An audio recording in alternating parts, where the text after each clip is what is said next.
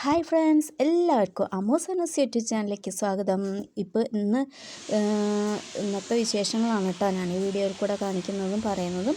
പിന്നെ ഇന്ന് സ്കൂളുള്ള ദിവസമാണ്. അപ്പോൾ രാവിലെ പുകയാണ് കേട്ടോ. ആകെ ഇത് ചോറൊക്കെ അടുപ്പത്താക്കിയിട്ടുണ്ട്. പഴം പുഴുങ്ങാൻ വെച്ചിട്ടുണ്ട് കേട്ടോ. കാരണം ഇന്ന് പുട്ടാണ്. അപ്പോൾ പുട്ടിന് പഴം മതിയെന്ന് പറഞ്ഞപ്പോൾ പഴം പപ്പടം ഉണ്ടാക്കാമെന്ന് വിചാരിച്ചപ്പോൾ പഴം പുഴുങ്ങാണ്. അതിലേക്ക് പുട്ടൊക്കെ നനച്ച് വെച്ചിട്ടുണ്ട് കേട്ടോ. തേങ്ങ ഇതാ ചിരവാൻ വേണ്ടി റെഡി ആയിട്ട് നിൽക്കണം.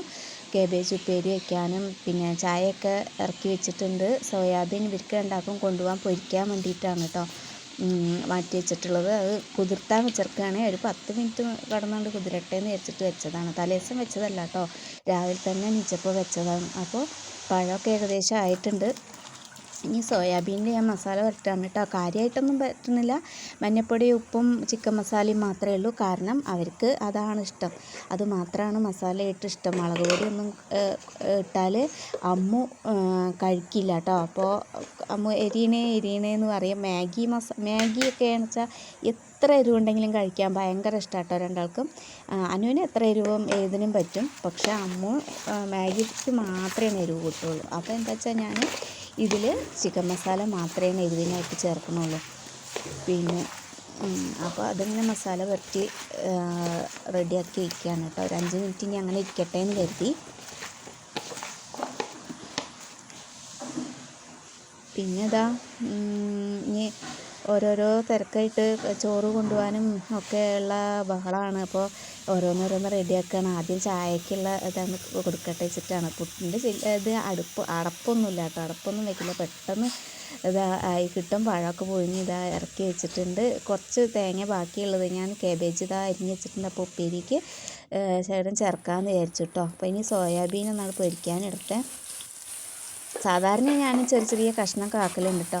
അപ്പോൾ രാവിലെ ഒന്നിനും പറ്റിയില്ല. അപ്പോൾ പെട്ടെന്ന് അങ്ങനെ തന്നെ ഇട്ടു. മസാല പറ്റിയതായിട്ട് അങ്ങനെ എണ്ണയിലിട്ടു.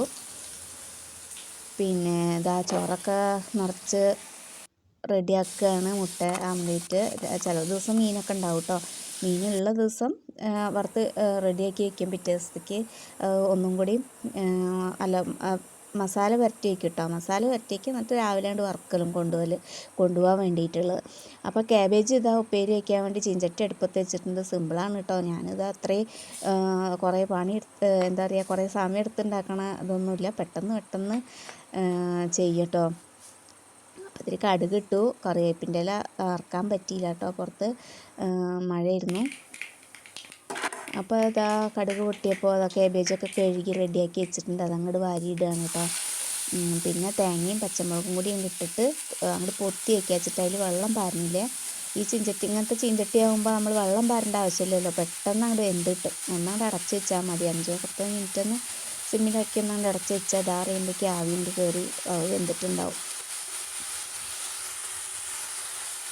അപ്പോൾ ഞാൻ അതിൽ മഞ്ഞൾപ്പൊടി ഒന്നും ചേർക്കണില്ല കേട്ടോ. ജസ്റ്റ് അങ്ങനെ ഇട്ട് തേങ്ങയും പച്ചമുളകൊക്കെ ഇട്ടിട്ട് അങ്ങനെ ഒന്നും കൂടെ ആവി കയറ്റിച്ചെടുക്കണം മാത്രമേ ഉള്ളൂ. മഞ്ഞൾപ്പൊടി ഒന്നും ചേർക്കണില്ല, വേറെ ഒന്നും ചേർത്തിട്ടില്ല അതിൽ. ഇഞ്ചിയൊക്കെ സാധാരണ കുത്തിച്ചതച്ച് ഇട്ടാൽ നല്ല ടേസ്റ്റാണ്. രാവിലെ അതിനൊന്നും ടൈമില്ലാത്തത് കൊണ്ടാണ് കേട്ടോ. അപ്പോൾ നിങ്ങളെങ്ങനെ വയ്ക്കാമെന്നൊന്നും എനിക്കറിയില്ല കേട്ടോ. എൻ്റെ രീതിയാണിത്. ചിലപ്പോൾ മഞ്ഞൾപ്പൊടി ഇടും തോന്നണം. ഓരോ സമയത്ത് എങ്ങനെ തോന്നുന്നു വെച്ചാൽ അതുപോലെയാണ് ചെയ്യുക. അപ്പോൾ അതങ്ങോട്ട് പൊത്തി വെച്ചിട്ട് ഇനി അങ്ങോട്ട് അടച്ച് വയ്ക്കുന്നേ ഉള്ളൂ. തീ വല്ലാതെ ഒന്നും വെച്ചിട്ടില്ല, ചെറുതായിട്ടൊന്ന് കമ്മിയാക്കി വെച്ചിട്ടുണ്ട്. അപ്പോൾ പുട്ടൊക്കെ റെഡിയായി. ഇനി ഇതാ ചായ കൊടുക്കാൻ പോവാണ് കേട്ടോ. മക്കൾ പുറപ്പെടലൊക്കെ കഴിഞ്ഞിട്ടാണ് അത് അടുക്കളയത്തൊക്കെ ഏതാണ്ട് റെഡിയായി. ഉപ്പേരിയൊക്കെ ആയി, എല്ലാം ആയി. ഒരാൾക്ക് ചോറ് നിറച്ചു, ഇനി ഒരാൾക്ക് നിറയ്ക്കാനുണ്ട്. അപ്പോൾ വെള്ളമൊക്കെ ഒന്ന് ചൂടാക്കണം കുപ്പിയിൽ നിറയ്ക്കാൻ വേണ്ടിയിട്ട്. കുപ്പി കഴുകണം ടിപ്പ് ആരെങ്കിലും പരീക്ഷിച്ച് നോക്കിയോ? നല്ലൊരു മാർഗ്ഗമായിട്ട് തോന്നിയില്ലേ വെറും കടലാസ് ഒക്കെ ഇട്ടിട്ട് കഴുകണത്. അപ്പോൾ അമ്മൂസ് അപ്പോഴേക്കും ഇതാ കുളിച്ചൊക്കെ റെഡിയായി വന്നിട്ടുണ്ട് കേട്ടോ. കുളിച്ച് യൂണിഫോമൊക്കെ ഇട്ട് റെഡിയായി വന്നിട്ടുണ്ട്. ഇനി ഇതാ മേക്കപ്പ് പണിയാണ് കേട്ടോ. അതിൽ മേക്കപ്പിൻ്റെ ഒക്കെയാണ് അതാ ഷെൽഫൊക്കെ കണ്ടില്ലേ, കൺമഷി എന്താ ലിപ്സ്റ്റിക്കിൻ്റെ എന്തിൻ്റെയെന്നറിയില്ല കേട്ടോ. സ്കൂൾ കൂട്ടിയപ്പോഴുള്ള പണിയായിരുന്നു. രണ്ടാളില്ല, അമ്മൂന് അതാണ് ഇതിലൊക്കെ ഇത്തിരി കളി കൂടുതൽ. കളറിൻ്റെ പെട്ടിയൊക്കെ ഉണ്ടായിരുന്നു കേട്ടോ. അപ്പോൾ സ്കൂൾ തുറന്ന് യൂണിഫോമൊക്കെ ഇടാൻ തുടങ്ങിയപ്പോൾ ഞാനതൊക്കെ മാറ്റി വെച്ച്. ഇനി അതൊക്കെ ഒന്ന് കഴുകി വൃത്തിയാക്കൽ ഇത്തിരി പണിയാണ്. അതിന് സ്റ്റീലിൻ്റെ അതൊക്കെ കൊണ്ടുവരാൻ പറഞ്ഞിട്ടുണ്ട്, കൊടുന്ന് വെച്ചിട്ടുണ്ട്. ഒക്കെ ഒന്ന് കഴുകി വൃത്തിയാക്കണം. പിന്നെ പകുതി അതാ അലമാരേൻ്റെ കണ്ണാടിയിലുണ്ടാവും, കുറേ അവിടെയും ഇവിടെയും ചുമരുമൊക്കെ വെച്ച് തേക്കും. അതൊക്കെ ഒരു നീറ്റാക്കി എടുക്കണം അങ്ങോട്ട്. അപ്പോൾ അമ്മ ഒറ്റയ്ക്കാണ് കേട്ടോ അന്ന് പൗഡർ ഇടുന്നത്. ഇതാ കണ്ണുമ ഐലൈനർ വരയ്ക്കണം. അപ്പോൾ ഒന്നാമത്തെ കണ്ണിൽ എഴുതിയപ്പോൾ തന്നെ കുളമായി പറഞ്ഞിട്ടൊക്കെ തുടച്ചെടുത്ത്. ഇനി അവൾക്ക് അവളുടെ ചേച്ചിയെ എഴുതിയാൽ തന്നെ പറ്റുള്ളൂ കേട്ടോ. അപ്പോൾ ഇനി അതാ ചേച്ചി കുളി കഴിഞ്ഞ് വരാൻ വേണ്ടിയിട്ട് വെയിറ്റ് ചെയ്യാണ് ആൾ. ഞാൻ എഴുതി കൊടുത്തിട്ടുണ്ട്, പക്ഷെ അതൊന്നും പറ്റില്ല അവൾക്ക്. ചേച്ചി പ്രത്യേക രീതിയിൽ ഭംഗിയിലൊക്കെ എഴുതി കൊടുക്കും അതിന് വേണ്ടിയിട്ടാണ്. അപ്പോൾ എങ്ങനെ മഴയത്ത് കുട ചൂടി നടക്കുക എന്നുള്ളതിൻ്റെ പ്രാക്ടീസിലാട്ടോ ആൾ. അപ്പോൾ നമ്മുടെ ടി വി കണ്ടില്ലേ, ടി വി എവിടെ, ടി വി പോയിട്ടോ. ടി വി നേരാക്കാൻ കൊടുത്തു അതായത് ബാക്ക് ലൈറ്റ് മാത്രമേ കേടുവന്നിട്ടുള്ളൂ, അതുകൊണ്ട് അത് നേരാക്കാൻ കൊടുത്തു. അധികം പൈസ വേണ്ടെന്ന് കേട്ടോ പറഞ്ഞത്. മൊത്തം കേടുവന്നിട്ടുണ്ടെങ്കിൽ ശരിക്കും പറഞ്ഞാൽ അത് അവിടെ ഇട്ടേനെ കേട്ടോ, അത് ശരിയാക്കുകയൊന്നുമില്ല. പിന്നെ ടി വിയെ വാങ്ങില്ല എന്നായിരുന്നു തീരുമാനം. കാരണം ഒന്നാമത് 10ാം ക്ലാസ്സാണ്, പിന്നെ അത്രയും പൈസ ചിലവാക്കണ്ടേ പുതിയൊരു ടി വി വാങ്ങാൻ. 3ാമത്തെ ടി വിയാണിതേ.